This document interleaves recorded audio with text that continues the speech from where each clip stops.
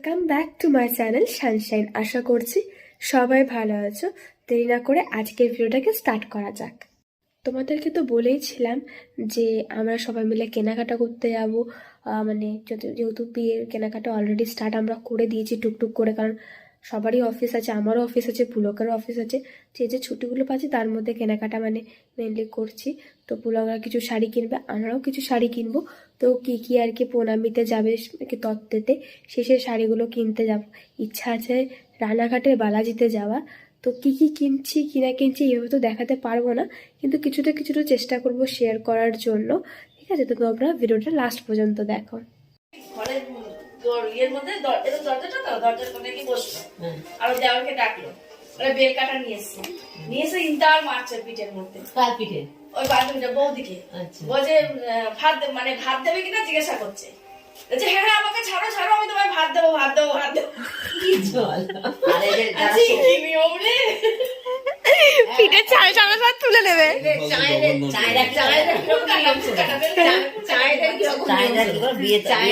বিয়ে হয়ে যাবে, এবার ছেলে কি করবে? চুপ কর না, তুই জানিস সব। আমরা কি করবে? তাড়াতাড়ি করে বর গাছে উঠে গেল। গাছে নাই মা এতে মারোয়ার। হ্যাঁ সেটাই তো বলছি, গাছই ধরো, ওইটা গাছে উঠে গেল। দিয়ে তখন বউ গিয়ে বলবে, গাছ থেকে নামো স্বামী, ঝাঁকি ঢাকি বহে খাওয়াবো আমি।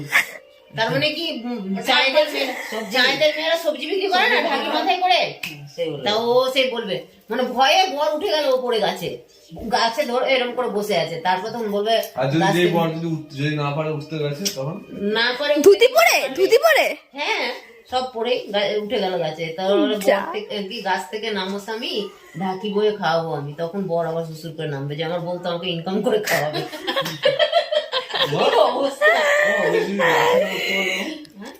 ওরে গাছ থাকে না, ওই থাকে না, ওই মারোয়াটা থাকে না, এটা ছলন চালা সেই দেখবে গাড়ি তোলার জন্য যে এগুলো থাকে না, ওর মধ্যে বসিয়ে দিয়ে মালটাকে তুলে দিতে হবে।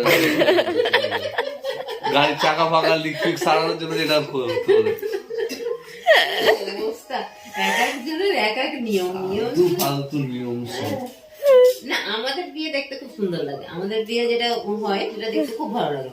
মানে সবকিছু সোনালীদের মতো হবে, আমাদের ওখানে কি আমাদের মতো হবে, তাই কি?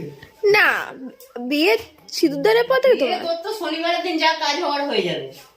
আমাদের ওখানে কি আমাদের মতন কি হবে? তোর তো যা কাজ করার তোর শনিবারের থেকে হয়ে যাবে। শনিবারের দিন ব্রাহ্মণ আসবে, শনিবারের দিনই হয়ে যাবে। হ্যাঁ, তো আমি তো ওইটাই বলছি তোর।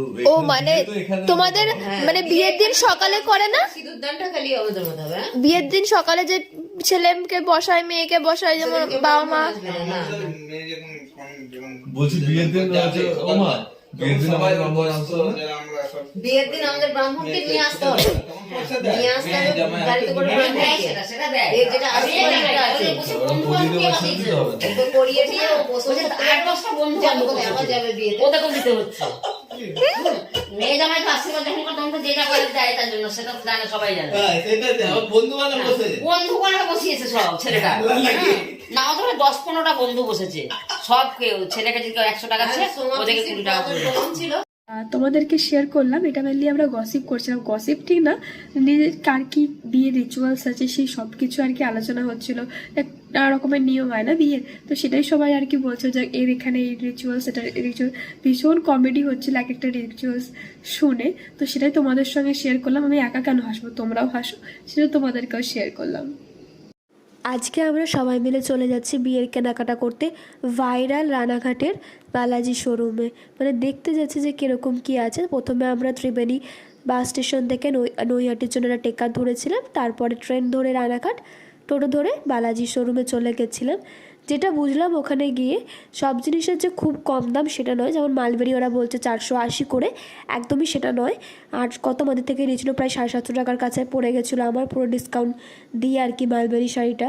তারপরে এখানেও যে শাড়িগুলো আছে দেখতে পাচ্ছি, এগুলো মিডিয়াম রেঞ্জ। যেহেতু আমরা নবদ্বীপ থেকে কেনাকাটা করি, আমাদের খুব একটা ডিফারেন্স লাগেনি। কিছু কিছু শাড়িতে একটু বেশি কম, যেগুলো আর কি ভাইরাল হয়েছে, যেমন 175 টাকার শাড়িগুলো, তারপরে 250 টাকার শাড়ি, এগুলো একটুখানি ঠিকঠাক মনে হচ্ছে কম দাম ঠিকই তাঁতের শাড়ি, কিন্তু যত অর্গেনজা বলো, মালবেরি বলো বা অন্যান্য বেনারসি সিল্ক, সেগুলো খুব একটা যে হিউজ ডিফারেন্স বা কম দাম সেটা একদমই না, ওরা যেটা বলছে এটা একদমই নয়। তারপর আমরা যেহেতু গেছি টাকা খরচা করে, কিছু কেনাকাটা করে না চলে এলে আমাদের লস হয়ে যাবে, সেই জন্য কিছু কেনাকাটা করলাম। নাহলে নবদ্বীপে গেলে হয়তো আমাদের খরচাটাও একটু কম হতো, প্লাস এইরকমই রেঞ্জে আমরা পেয়ে যেতাম। তো এতটা খিদে পেয়ে গেছিলো কালিকা নারায়ণপুরে এসে, তারপর খেয়েছিলাম চা আর এখান থেকে ঘুগনি।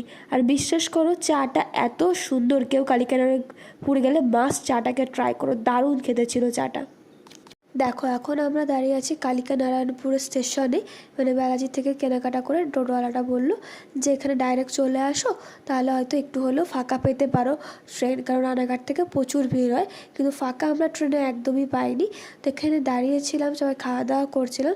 আমার পার্সোনাল পয়েন্ট অফ ভিউ দিয়ে যদি আমি বলি কেনাকাটা করে খুব একটা আমি স্যাটিসফাইড নই, মানে যা যাতায়াত খরচা আমাদের লেগেছে তার থেকে বরং আমরা যদি কিনতাম রানাঘাট নবদ্বীপে গিয়ে তাহলে তো একটুখানি হলেও কম খরচা হতো।